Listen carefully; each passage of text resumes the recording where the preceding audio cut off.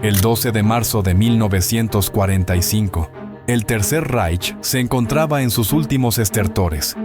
Mientras las tropas aliadas y soviéticas cerraban el cerco sobre Berlín, un hombre caminaba con paso firme hacia su destino final en la prisión de Brandenburg-Gorden. No era un prisionero común, era Friedrich Fromm, el Generaloberst, que una vez ostentó el control absoluto sobre el ejército de reserva alemán. Aquel día, Fromm no vestía su uniforme cargado de medallas, sino la humillación de quien ha sido despojado de todo por el régimen al que sirvió con una eficiencia aterradora. Frente al pelotón de fusilamiento, Fromm no pidió clemencia ni mostró arrepentimiento por los crímenes de la guerra. Sus últimas palabras fueron un epitafio a la lógica prusiana. Muero porque así se ordenó. Siempre quise lo mejor para Alemania. Las ráfagas de disparos que terminaron con su vida no solo silenciaron a un oficial de alto rango, sino que intentaron sepultar uno de los secretos más incómodos de la Segunda Guerra Mundial. La historia de un hombre que supo que la guerra estaba perdida 3 años antes del final, que permitió una conspiración contra Hitler bajo su propio techo y que, en un momento de pánico absoluto, traicionó a sus amigos para intentar salvar su propio cuello. Pero la muerte de Fromm fue solo el prólogo de una tragedia mayor que recayó sobre su familia. Su hija Helga, su esposa y sus nietos heredaron un apellido que era sinónimo de traición para los nazis y de complicidad para el resto del mundo. El calvario de los Fromm apenas comenzaba entre las ruinas de una nación devastada. Mientras nombres como Rommel o Guderian devoraban kilómetros de mapa y se bañaban en el misticismo de la propaganda bélica, Friedrich Fromm se sentaba en el ojo de un huracán mucho más silencioso. Si la Wehrmacht era el puño que golpeaba a Europa, Fromm era el sistema nervioso que enviaba la señal, la sangre y el acero a ese músculo. Él no buscaba el resplandor de las medallas ganadas en el barro de las estepas. Su dominio era el de la eficiencia gélida, la logística de oficina y el peso muerto de los archivos. En la Alemania nazi, donde la ideología solía nublar el juicio, Fromm era un recordatorio constante de que las guerras, antes de ganarse con heroísmo, deben ganarse con inventarios. Desde su centro de mando en el Wendler Block, un laberinto de piedra en Berlín que parecía absorber el ruido del mundo, Fromm dirigía el Ersatzheer, o ejército de reemplazo. A menudo se subestima este cargo, pero en términos de poder real, Fromm sostenía las riendas de la supervivencia nacional. Su responsabilidad era doble y asfixiante. El flujo de sangre, gestionar el entrenamiento y la movilización de cada soldado que pisaba el territorio alemán. El corazón de hierro, supervisar la producción, el equipamiento y la logística de suministros para todos los frentes. Imaginen la escena. En un rincón de la oficina de Fromm, los informes hablaban de divisiones enteras aniquiladas en el frente ruso. En otro rincón, su firma era necesaria para autorizar la producción de un nuevo lote de blindados Panzer, o para decidir si un joven recluta de Baviera debía ser enviado a las arenas del norte de África o al hielo de Stalingrado. Hitler, que despreciaba a los generales de salón, pero dependía de ellos como un adicto de su proveedor, lo llamaba su hombre fuerte en la patria. Y no era para menos. Fromm era el único oficial con la autoridad legal para movilizar tropas dentro de las fronteras del Reich. Lo que hacía a Fromm un hombre peligrosamente lúcido era su capacidad para ver el bosque entero, mientras los demás se peleaban por un árbol. A diferencia de los fanáticos del círculo íntimo de Hitler, que se alimentaban de la retórica del milagro final, Fromm era un cirujano de los datos. En su escritorio, el destino de Alemania no era una cuestión de voluntad aria, sino de aritmética básica. Él veía cómo las reservas se drenaban mes tras mes. Sabía cuántos tanques podía producir la industria alemana frente a la avalancha de acero que llegaba de las fábricas soviéticas y estadounidenses. Entendía que si una división perdía 1000 hombres hoy, el Ersatzer tardaría meses en reemplazarlos con jóvenes mal entrenados o ancianos movilizados a la desesperada. Para 1941, Fromm ya sabía lo que muchos se negaban a admitir. Alemania se estaba quedando sin piezas de repuesto. Esta perspectiva técnica lo dotó de un cinismo profesional. No cuestionaba el horror moral de la guerra, sino su viabilidad logística. Si la guerra no podía ganarse mediante la gestión eficiente de recursos, entonces la guerra era un error de cálculo que debía corregirse. Esta frialdad lo convirtió en el administrador ideal para un régimen totalitario. Un hombre capaz de organizar la destrucción con la misma precisión con la que se organiza una red ferroviaria, sin que el pulso le temblara ante las cifras de bajas. El poder de Fromm no residía solo en lo que suministraba, sino en lo que retenía. Al controlar el ejército de reemplazo, él era el dueño de la única fuerza militar organizada dentro de Alemania. Esto lo convertía en la pieza más codiciada del tablero. Los conspiradores que planeaban el asesinato de Hitler, muchos de los cuales caminaban por los mismos pasillos del Wendler Block, sabían que no podían mover un dedo sin la llave de Fromm. La Operación Valkyria, que originalmente era un protocolo de emergencia creado por el propio Fromm para mantener el orden en caso de un levantamiento de los trabajadores forzados, fue secuestrada intelectualmente por sus subordinados para derrocar al régimen. Fromm caminaba por el filo de la navaja. Permitía que hombres como Stauffenberg y Olbricht conspiraran bajo su nariz, pero nunca estampó su firma en un compromiso definitivo. Se mantenía en esa zona gris donde el arquitecto de la guerra se convierte en el espectador de su propio sabotaje.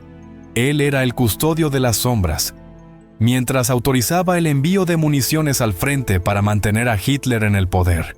Guardaba en su caja fuerte el silencio necesario para que otros intentaran volarlo por los aires.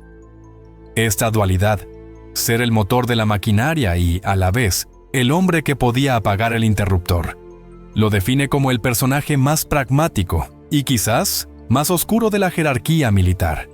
Fromm no servía a Hitler, ni servía a la resistencia. Servía al resultado final, esperando a ver qué bando le ofrecía una mejor liquidación de activos, cuando la empresa del Tercer Reich finalmente se declarara en quiebra. Mientras los mapas en el búnker de Hitler se llenaban de flechas rojas imaginarias y promesas de victorias relámpago, en el escritorio de Friedrich Fromm, la guerra se libraba con una tinta mucho más sombría, la de los libros de contabilidad. Para Fromm, el conflicto no era una cuestión de voluntad aria o de destino manifiesto, sino un frío ejercicio de atrición aritmética. Él no necesitaba ver el humo de los cañones para saber que el Tercer Reich se estaba desangrando. Le bastaba con mirar las columnas de cifras que llegaban cada mañana a su oficina en el Wendler Block. El punto de inflexión llegó en el otoño de 1941. Mientras la propaganda nazi gritaba que la Unión Soviética estaba a punto de colapsar, Fromm observaba una realidad aterradora en sus informes de suministro. La Operación Barbarroja no había logrado su objetivo de una victoria rápida, y el invierno ruso estaba empezando a devorar hombres y máquinas a un ritmo que ninguna nación podía sostener a largo plazo. Fromm, con su mentalidad de ingeniero, comprendió que Alemania acababa de entrar en una guerra de desgaste industrial, el único tipo de guerra que, por pura matemática, estaba destinada a perder. El triángulo del agotamiento. Fromm gestionaba lo que podríamos llamar el triángulo de la muerte logística: hombres, acero y combustible. Para 1942, sus cálculos revelaban que el sistema estaba entrando en quiebra técnica por 3 frentes. La hemorragia humana. Como comandante del ejército de reemplazo, Fromm era el encargado de rellenar los huecos en el frente. Pero los huecos eran cada vez más grandes y los hombres más escasos. Sus informes mostraban que la materia prima de la guerra, los jóvenes alemanes, se estaba agotando. Estaba empezando a reclutar a adolescentes y hombres mayores, sacrificando el futuro demográfico de Alemania para alimentar un presente que ya no tenía salida: el abismo industrial. Con la entrada de Estados Unidos en la guerra tras Pearl Harbor, Fromm hizo las cuentas. La capacidad de producción de los aliados, lo que Roosevelt llamó el arsenal de la democracia, empequeñecía cualquier esfuerzo alemán. Por cada tanque que Fromm lograba sacar de las fábricas de Krupp, los aliados ponían 10 en el campo de batalla. No era una cuestión de calidad o valor, era una cuestión de volumen. La aritmética de Fromm le decía que, aunque cada soldado alemán fuera superior, la masa de acero enemiga terminaría por aplastarlos. La sequía logística, el combustible y las materias primas se estaban convirtiendo en fantasmas. Fromm veía cómo las reservas estratégicas caían por debajo del nivel crítico. Sin petróleo, los tanques eran solo chatarra cara. Sin caucho, los suministros no llegaban al frente. El mensajero del realismo. En octubre de 1941 y nuevamente en noviembre de 1942, Fromm hizo algo que requería una clase de valor muy distinta al del campo de batalla. Intentó inyectar realidad en la mente de un dictador que vivía en la fantasía. Envió memorandos formales a Hitler recomendando, con la frialdad de un auditor, que Alemania debía buscar una paz negociada de inmediato. Sus documentos no hablaban de política, sino de stock. Fromm detalló cómo los almacenes de la Wehrmacht estaban vacíos, cómo las líneas de producción no podían seguir el ritmo de las pérdidas en el Cáucaso, y cómo la situación estratégica se deterioraba de forma irreversible. Fue, en esencia, una declaración de quiebra presentada al dueño de la empresa. La reacción de Hitler fue un desprecio visceral. El Führer no creía en la aritmética, creía en la voluntad triunfante. Para el dictador, los números de Fromm eran una forma de derrotismo cobarde, una traición al espíritu nacional socialista. Hitler se negó a negociar desde una posición que él consideraba de debilidad, y Fromm fue marcado como un hombre cuya lógica era peligrosa para la moral del Reich. El silencio del calculador. A partir de ese momento, Fromm se convirtió en un hombre que habitaba un silencio incómodo. Seguía cumpliendo sus órdenes, seguía exprimiendo a la industria alemana y seguía enviando niños al frente, pero lo hacía con la convicción absoluta de que estaba administrando un funeral a gran escala. Su oficina se transformó en un centro de gestión de crisis, donde el objetivo ya no era la victoria, sino retrasar lo inevitable. Esta claridad aritmética es la que explica su comportamiento posterior en la conspiración del 20 de julio. Fromm no buscaba una revolución ideológica. Buscaba detener un proceso que, según sus propios gráficos, terminaría con la aniquilación total de Alemania. Se convirtió en el arquitecto de una maquinaria que sabía que estaba rota, esperando el momento en que alguien, de alguna manera, apagara el motor antes de que el edificio entero colapsara sobre ellos. En el mundo de Friedrich Fromm, la tragedia no fue el odio, sino la incapacidad de la tiranía para aceptar que 2 más 2 siempre son 4, sin importar cuánta fe se le ponga al resultado.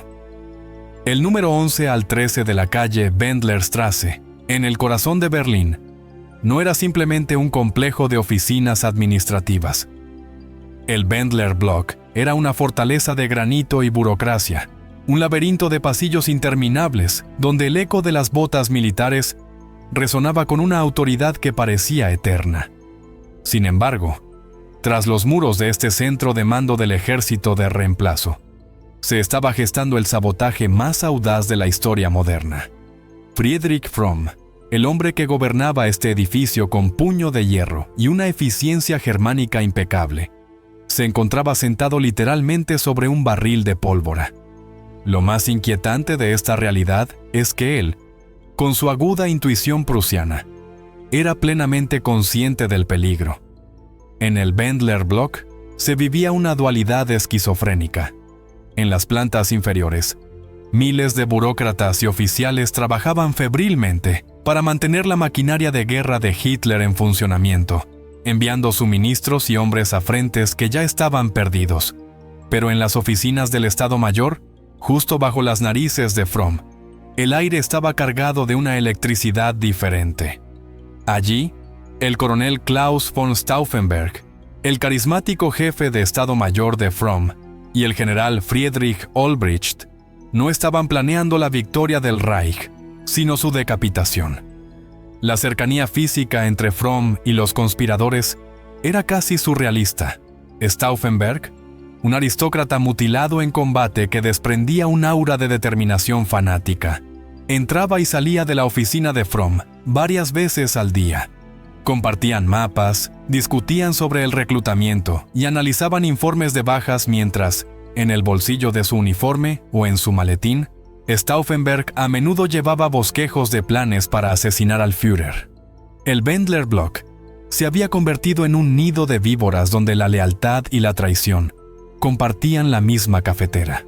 Fromm observaba las reuniones a puerta cerrada, escuchaba los silencios repentinos cuando él entraba en una habitación y notaba la tensión en los rostros de sus subordinados. No era un hombre fácil de engañar. Fromm sabía que algo se estaba cocinando, pero decidió que su mejor arma era el silencio sepulcral. El instrumento principal de esta conspiración era, irónicamente, una creación del propio Fromm, la Operación Valquiria. Originalmente, este era un plan de contingencia legítimo y meticuloso, diseñado para movilizar al ejército de reemplazo en caso de una insurrección interna, un levantamiento de los millones de trabajadores forzados extranjeros que inundaban Alemania. Era la póliza de seguro del régimen. Sin embargo, bajo la dirección de Stauffenberg y Olbricht, Valquiria fue alterada quirúrgicamente. Los conspiradores añadieron cláusulas secretas y modificaron las órdenes de despliegue para que, en el momento en que Hitler muriera, el ejército no protegiera al régimen, sino que arrestara a las SS y a los líderes del partido nazi. Para que este plan funcionara, la firma de Fromm era la llave maestra. Como comandante en jefe del ejército de reemplazo, solo sus órdenes podían poner en marcha a las tropas en Berlín y en las provincias. Los conspiradores necesitaban que Fromm se uniera a ellos, o al menos, que se quitara de en medio en el momento decisivo. Aquí es donde la figura de Fromm se vuelve verdaderamente oscura. Él no denunció a Stauffenberg ante la Gestapo, un acto que le habría garantizado el favor eterno de Hitler, pero que habría condenado a sus amigos y oficiales. Pero tampoco se unió formalmente al complot. Fromm optó por una neutralidad de casino. Se sentó a la mesa, miró las cartas de ambos bandos y decidió no apostar hasta que la bola dejara de girar en la ruleta. A esta postura convirtió al Wendler Block en un lugar de una tensión psicológica insoportable. Los conspiradores utilizaban las máquinas de teletipo y los sistemas de comunicación oficiales del cuartel general de Fromm para coordinar una red de oficiales disidentes en toda Europa. Mientras Fromm autorizaba el envío de municiones al frente para demostrar su utilidad ante Hitler, permitía que su propio edificio fuera el centro neurálgico de un golpe de Estado. Era un arquitecto que supervisaba la construcción de un edificio mientras ignoraba deliberadamente a los obreros que estaban colocando dinamita en los cimientos. El Wendler Block era, en esencia, un microcosmos de la Alemania de 1944. Una fachada de orden militar que escondía un núcleo de caos y desesperación. Fromm creía que podía controlar esta tormenta, que su posición como el hombre del centro lo haría indispensable para cualquiera que ganara la partida. No comprendió que, en una lucha a muerte entre un dictador paranoico y un grupo de oficiales decididos al martirio, no había lugar para los espectadores. El nido de la conspiración que él permitió florecer en sus pasillos terminaría por devorarlo, transformando el Wendler Block de su centro de poder personal en el escenario de su propia e inevitable caída. Al final, las paredes de granito que debían protegerlo solo sirvieron para amplificar el sonido del colapso de todo su mundo. La mañana del 20 de julio de 1944, el aire en Berlín estaba cargado de una humedad opresiva que parecía presagiar el colapso. Mientras Friedrich Fromm mantenía su rutina de acero en el Wendler Block, el coronel Klaus von Stauffenberg volaba hacia la guarida del lobo en Prusia Oriental, llevando en su maletín una bomba que pretendía reescribir el destino del mundo. A las 12:42, el estallido destrozó la cabaña de conferencias de Hitler. Stauffenberg, viendo la destrucción desde la distancia y convencido de que nadie bajo aquel techo de madera podría haber sobrevivido, emprendió el regreso a la capital para activar la fase final de la Operación Valquiria. Sin embargo, en la Guerra de los Milímetros, la suerte de Hitler fue legendaria. Una pesada pata de roble de la mesa de mapas absorbió la mayor parte del impacto, dejando al dictador con apenas quemaduras y los tímpanos perforados. Cuando las noticias contradictorias comenzaron a filtrarse hacia el Wendler Block, Fromm se encontró atrapado en una parálisis mortal. El silencio de radio del cuartel general de Hitler alimentaba el caos. Olbricht y un Stauffenberg recién aterrizado irrumpieron en su oficina, exigiendo que firmara las órdenes para movilizar al ejército de reemplazo contra las SS y el partido nazi. En ese momento de máxima presión, el instinto de supervivencia de Fromm superó a su ambición política. Necesitaba una certeza antes de dar el paso definitivo. Levantó el auricular y, milagrosamente, logró comunicarse con el general Wilhelm Keitel. «¿Qué está pasando en la guarida del lobo?», preguntó Fromm con voz controlada. La respuesta de Keitel fue un golpe de mazo. «Todo está tranquilo. El Führer está vivo y solo tiene heridas leves». En ese microsegundo, la máscara de Fromm se rompió. El pánico lo transformó de un observador pasivo en un verdugo desesperado. Comprendió que si no aplastaba la revuelta en ese instante, sería ejecutado como cómplice por el simple hecho de haber escuchado los planes de Stauffenberg. En un giro brutal, Fromm intentó arrestar a los conspiradores a gritos, declarando que el golpe había fallado. Sin embargo, los rebeldes ya no tenían nada que perder. En un acto de humillación suprema, Fromm fue reducido por sus propios subordinados y encerrado en una celda improvisada dentro de su propio cuartel general. Allí, el hombre que controlaba los hilos de millones de soldados quedó reducido a un prisionero en las sombras de su propia oficina, esperando a que la noche decidiera quién sería el último en quedar en pie.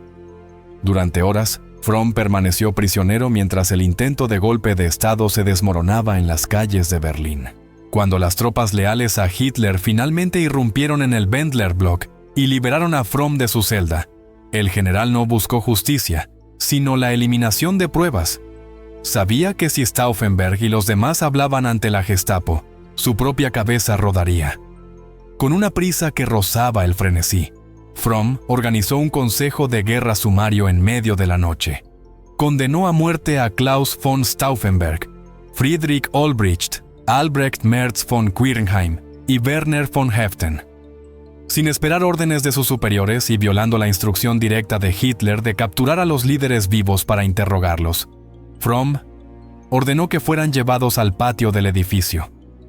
Bajo la luz de los faros de los camiones militares, los 4 oficiales fueron fusilados. Poco antes, Fromm había permitido que el general Ludwig Beck intentara suicidarse, y cuando el disparo no fue certero, ordenó a un sargento que le diera el tiro de gracia. Fromm creía que, al ejecutar a los testigos de su propia inacción, demostraría su lealtad inquebrantable al Führer. Pero su estratagema fue demasiado obvia. Cuando Joseph Goebbels llegó al Wendler Block y vio los cadáveres humeantes en el patio, le dijo a Fromm con un desprecio glacial: «Has tenido mucha prisa por poner a tus testigos bajo tierra». La lealtad fingida de Fromm no engañó a nadie. El 22 de julio de 1944, apenas 2 días después del atentado, Heinrich Himmler ordenó su arresto. Fue despojado de su rango militar y de su uniforme, una deshonra suprema para un oficial de su estatus. Mientras los conspiradores supervivientes eran torturados y colgados con cuerdas de piano en la prisión de Plötzensee, Fromm fue sometido a meses de interrogatorios por parte de la Gestapo. Curiosamente, el Tribunal del Pueblo no pudo probar que Fromm hubiera participado activamente en la conspiración. Sus subordinados ejecutados no podían hablar, y él mantuvo su versión de haber sido una víctima de las circunstancias. Sin embargo, en el mundo de Hitler, la sospecha era suficiente. El 7 de marzo de 1945, fue condenado a muerte, pero no por alta traición, sino por cobardía ante el enemigo. debido a su fracaso en suprimir la conspiración de manera más enérgica. Hitler, en un último gesto de misericordia hacia quien fuera su administrador estrella, conmutó la sentencia de la horca por el fusilamiento, permitiéndole morir como un soldado y no como un criminal común. Friedrich Fromm fue ejecutado 5 días después. En sus últimos momentos, seguía afirmando que su único pecado había sido su amor por Alemania, ignorando que su ambigüedad había causado la muerte de sus amigos y, finalmente, la suya propia. Mientras el cuerpo del general era sepultado en una tumba sin nombre, su hija, Helga Fromm, se enfrentaba a las consecuencias de un apellido marcado por la infamia. En 1945, ser la hija de un oficial ejecutado por el régimen nazi no garantizaba seguridad. Los nazis todavía aplicaban la Sippenhaft, una doctrina de castigo colectivo que perseguía a los familiares de los traidores. Helga, que había crecido en la élite de Berlín y se había educado en las mejores universidades, se vio de repente despojada de su estatus y sus propiedades. Con el Ejército Rojo avanzando sobre las fronteras orientales, Helga se unió a la desesperada marea de refugiados que huían hacia el oeste. Dejó atrás la finca familiar en Prusia Occidental, tierras que habían sido el símbolo de la prosperidad de los Fromm.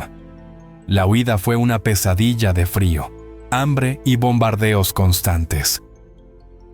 En las carreteras de Alemania, Helga no era la hija de un gran general, sino una madre más luchando por la supervivencia de sus hijos entre las ruinas de un imperio que se desmoronaba.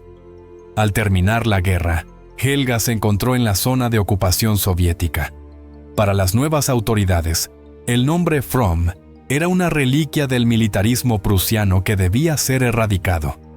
Durante 3 años, vivió bajo el escrutinio de un régimen que no distinguía entre los que se opusieron a Hitler y los que lo sirvieron.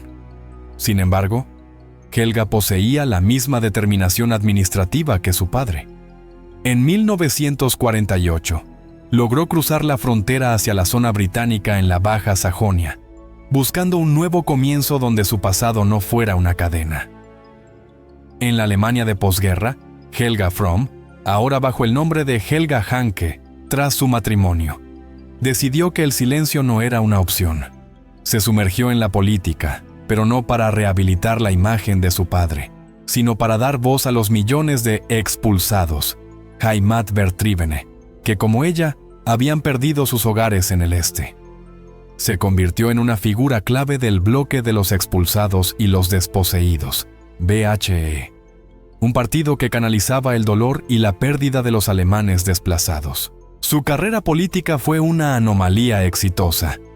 Durante 15 años, desde 1955 hasta 1970, Helga sirvió en el Parlamento Estatal de Baja Sajonia.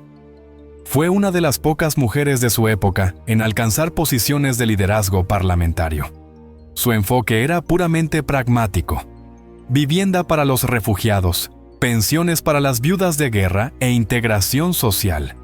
A través de su trabajo, Helga demostró que era posible construir una identidad democrática sobre las cenizas del totalitarismo.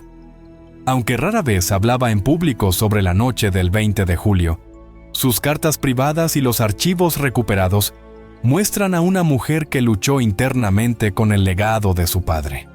Friedrich Fromm no era para ella el villano de la historia oficial, ni el mártir de la resistencia. Era el hombre que, por indecisión, había dejado a su familia a merced de los lobos.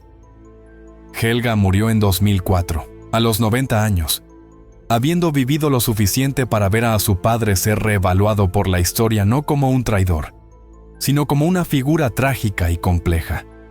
Durante décadas, la imagen de Friedrich Fromm fue la de un oportunista despreciable. Los libros de historia lo retrataban como el hombre que mató a Stauffenberg para salvarse. Sin embargo, en el siglo XXI, la narrativa ha comenzado a cambiar. Investigaciones de historiadores como Bernhard R. Kroner han revelado una imagen más matizada gracias al descubrimiento de los diarios de servicio de Fromm y archivos secretos de la logística militar. Hoy entendemos que Fromm fue quizás el primer alto mando en intentar detener la locura de Hitler mediante la razón económica. Su tragedia fue creer que podía manejar a un dictador psicópata con lógica, y que podía participar en una conspiración sin ensuciarse las manos.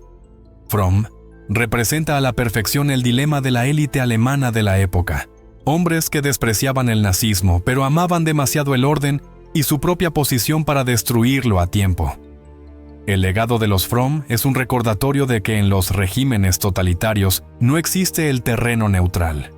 Friedrich Fromm intentó habitar ese espacio gris y terminó siendo devorado por ambos bandos.